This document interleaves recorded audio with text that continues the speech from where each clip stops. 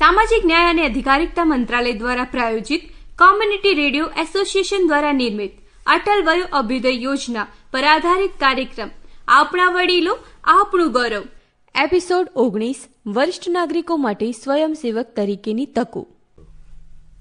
ભરતભાઈ ઘરે છે? હા હા, હું અંદર જ છું. પણ આટલી વહેલી સવારે કોણ દરવાજો ખખડાવી રહ્યું છે? અરે ભરતભાઈ, શું તમે બંધ દરવાજેથી જ મારી પૂછપરછ કરવાના છો કે ખરેખર તમે દરવાજો ખોલવાનું વિચારી રહ્યા છો? અરે લક્ષ્મી બેટા, અરે ઓ લક્ષ્મી, આ દરવાજા પર કોણ છે? જોને દીકરી, અને તેમને અંદર બોલાવો ને બેટા. આવું છું દાદુ, 1 મિનિટ, હું મહેમાનને અંદર લઈ આવીશ. હા હા હા, શંકરભાઈ, શું વાત છે? અરે એવું તે શું કામ પડ્યું કે તમને તે અહીંયા ખેંચી લાવ્યું, અને એ પણ આટલું વહેલું? ભરત, મને લાગે છે કે તારી આંખો પણ હવે નબળી પડી ગઈ છે. તમે હંમેશા બીજા બધાને સલાહ આપો છો, પરંતુ તમે તમારી કાળજી લેતા નથી. ઓહો, લો, હવે મેં એવું શું કર્યું છે શંકરભાઈ? મજાની વાત એ છે કે તમને યાદ પણ નથી. મને કહો લક્ષ્મી બેટા, કેટલા વાગ્યા છે? કારણ કે ભરતભાઈ મુજબ હજી સવાર જ છે.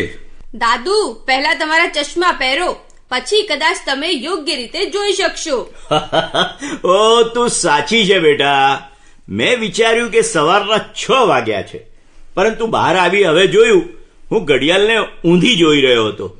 વાસ્તવમાં ખરેખર 9 છે, 6 નહીં. સારું સારું, એમાં તમે શું કરી શકો મારા મિત્ર? ઉંમર સાથે દરેકને હવે ચશ્મા વિના કામ કરી શકાતું નથી. સારું સારું, હવે તમારા વિશે તો મને કહો. તમે શું કરી રહ્યા છો? તમે ક્યારે નિવૃત્ત થયા? હું બસ આરામ કરી રહ્યો છું ભરતભાઈ. મને લગભગ 8 વર્ષ થઈ ગયા છે નિવૃત્ત થયે. હું મોટા ભાગે ઘરે જ રહું છું, પરંતુ જ્યારે મેં તમારા વિશે સાંભળ્યું ત્યારે મેં વિચાર્યું કે લાવ, શા માટે મારા જૂના મિત્રની મુલાકાત ન લઉં? મને ખૂબ આનંદ થયો કે તમે એવું વિચાર્યું. તમને મળીને એવું લાગે છે કે મારા જીવનમાં વધુ 2 વર્ષ વધી ગયા. દાદુ, તમને ખ્યાલ છે કે આજનો દિવસ ખાસ છે, અથવા તમે તે પણ ભૂલી ગયા છો? આજે શું ખાસ છે? મને કઈ યાદ નથી આવતું. ઓહ વાહ, તમે તમારા જૂના મિત્રને મળીને ખૂબ ખુશ છો કે તમે બીજું બધું ભૂલી ગયા? ઓહો, વાત સાચી છે. હવે મને યાદ આવ્યું. આપણે રેડિયો સ્ટુડિયોમાં જવું પડશે આજે, બરાબર ને? આપણો શો આપણા વડીલો આપણું ગૌરવ પ્રસારિત કરવાનો છે. બરાબર, બધા આપણી રાહ જોઈ રહ્યા છે, અને તમારા દર્શકોને રાહ જોડાવવી એ સારી વાત નથી દાદુ. તું બિલકુલ સાચી છે બેટા. હું તરત જ તૈયાર થઈ જઈશ, ચિંતા ના કર. ઠીક છે દાદુ, તમે તૈયાર થાઓ, અને હું પણ થઈ જાઉં છું. બાય ધ વે ભરત, મેં ગામમાં તારા કામ વિશે સાંભળ્યું. તેઓ કહે છે કે તમે વરિષ્ઠ નાગરિકોના જીવનને સુધારવામાં મદદ કરી રહ્યા છો. તે વળી શું બાબત છે? હા શંકર, તેને અટલ વયો અભ્યુદય યોજના કહેવામાં આવે છે. તેનો હેતુ વૃદ્ધ લોકો માટેના જીવનની ગુણવત્તા સુધારવા, તેમના જીવનને સરળ અને વધુ આરામદાયક બનાવવાનો છે. ઓહ, તે તો મહાન કાર્ય છે. મને તેના વિશે વિગતે કહો. હું હવે નિવૃત્ત થયો છું, અને સાચું કહું તો હું આખો દિવસ ઘરે બેસીને કંટાળી જાઉં છું. તમે જે જાણો છો તે કહો, અને હું શું કરી શકું વડીલો માટે? સરસ વાત શંકર. હું મારી પૌત્રી લક્ષ્મીને કહીશ કે આજના શોમાં તે તમામ વિગતો જણાવે. તમે ચિંતા કરશો નહીં. હું તે બાબતો પ્રસારણમાં લાવવાની ખાતરી કરીશ. તમારે ફક્ત ટ્યુન કરવું પડશે અમારું સામુદાયિક રેડિયો સ્ટેશન. તે તો બહુ સરસ છે. હું ચોક્કસ સાંભળીશ. અરે બેસો તો ખરા, ક્યાં જઈ રહ્યા છો? તમે હમણાં જ તો આવ્યા, અને હવે તમે એટલી જ ઝડપથી નીકળી રહ્યા છો. શું ઉતાવળ છે? હા હા ભરતભાઈ, મારે તમારા શોને સાંભળવાની વ્યવસ્થા પણ કરવી પડશે ને, અને મારે મારા મિત્રોને પણ કહેવું પડશે ને. તું અને લક્ષ્મી થોડા મારી બાજુમાં બેસીને મને માર્ગદર્શન આપશો? તમે તો તમારી અદાથી તમારા શોનો પ્રારંભ કરશો. હેલો, હું ભરત છે, અને બ્લા બ્લા બ્લા. તો એમ છે શંકરભાઈ, તો હું તમને શો દરમિયાન મળીશ. તૈયાર થઈ જજો, નહીં તો લક્ષ્મી મને ઠપકો આપશે. હા હા, ઠીક છે ભરતભાઈ, હું શોની રાહ જોઈશ.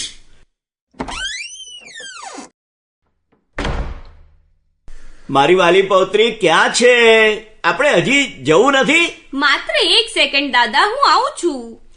1 સેકન્ડ પહેલેથી જ પસાર થઈ ગઈ છે. ક્યાં ગાયબ થઈ ગઈ?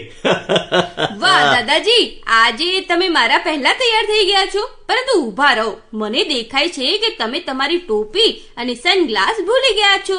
ઓહો, તું એકદમ સાચી છે મારી દીકરી, અને યાદ અપાવવા બદલ તારો આભાર.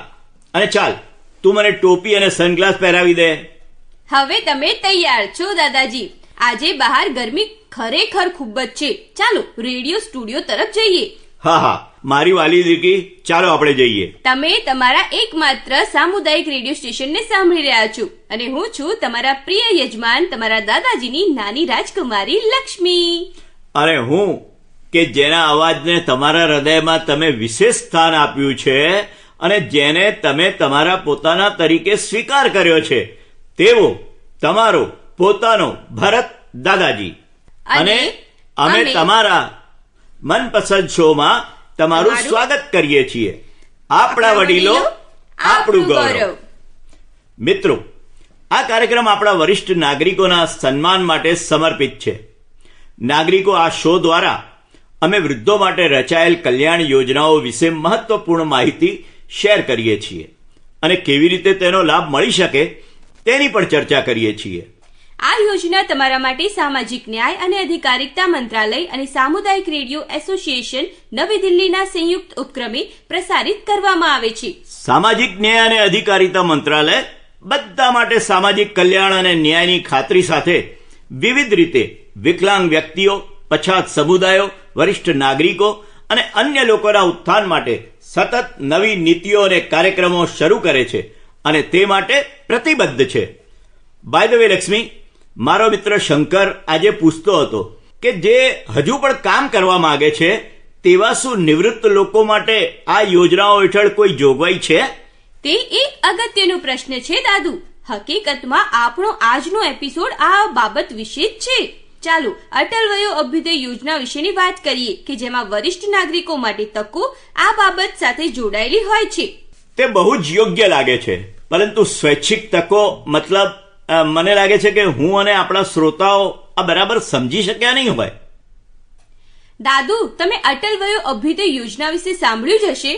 ભારત સરકાર દ્વારા આ જ ઉદ્દેશથી આ એક મોટી યોજના વરિષ્ઠ નાગરિકોના જીવનમાં સુધારો કરવા અને તેમના જ્ઞાનનો યોગ્ય પૂરો ઉપયોગ કરવાની તક પૂરી પાડે છે.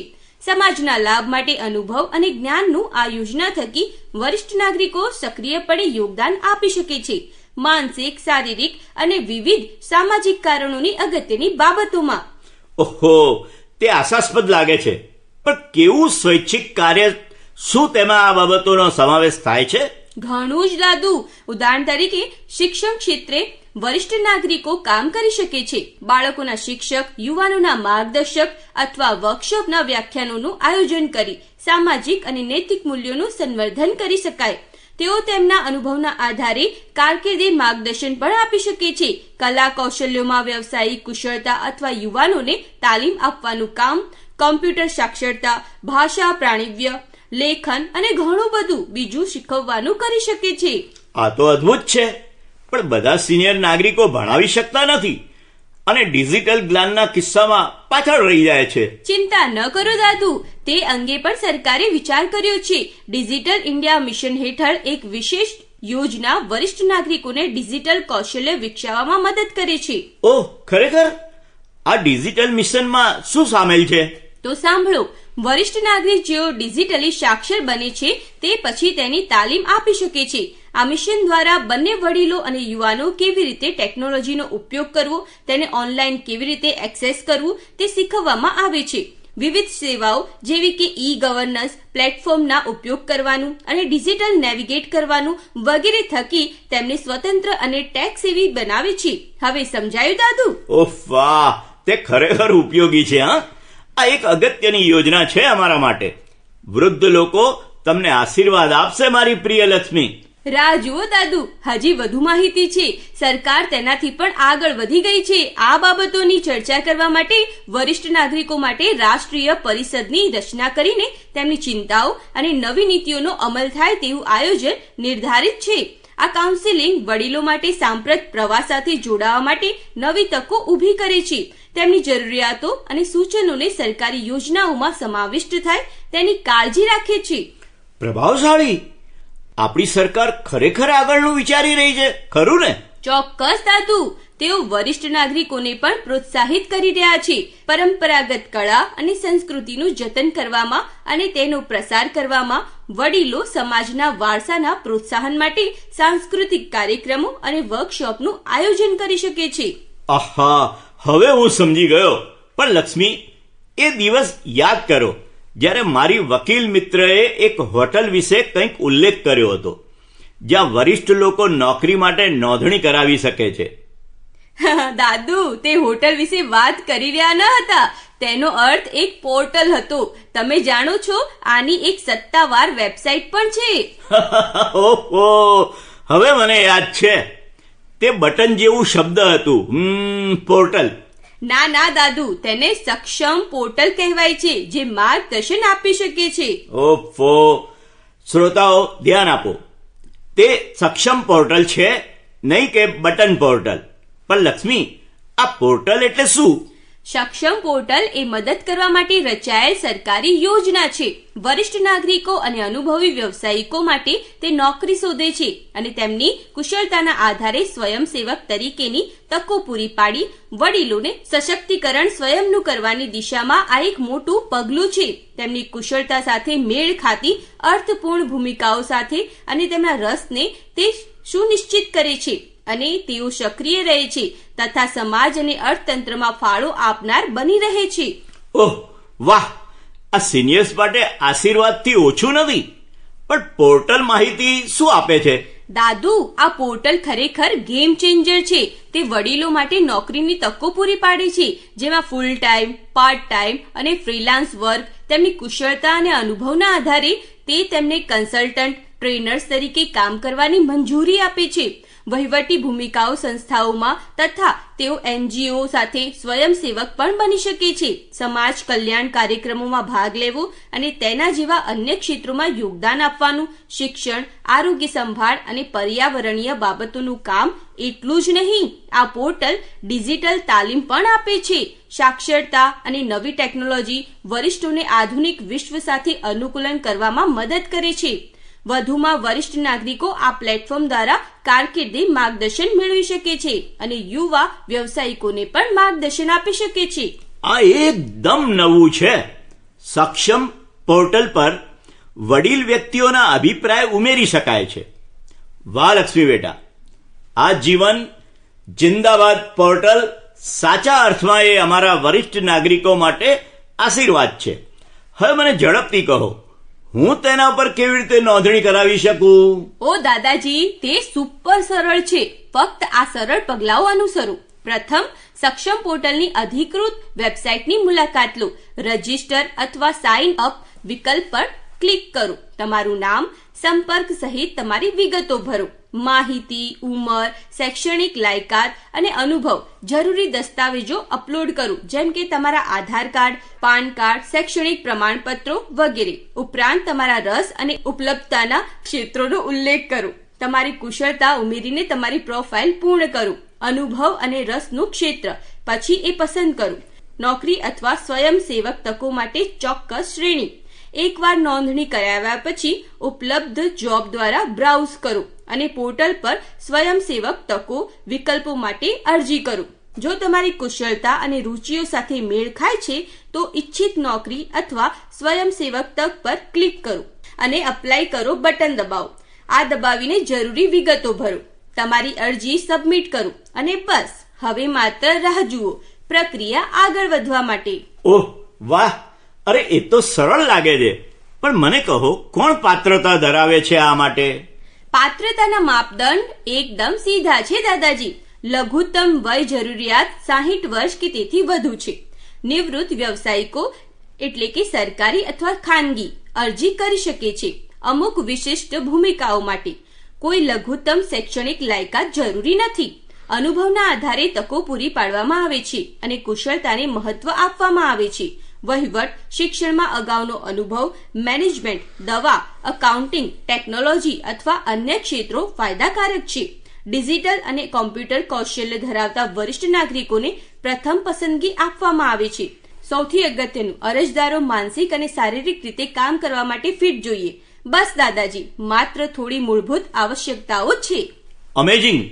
મારી દીકરી, કેવી અદ્ભુત યોજના આ છે.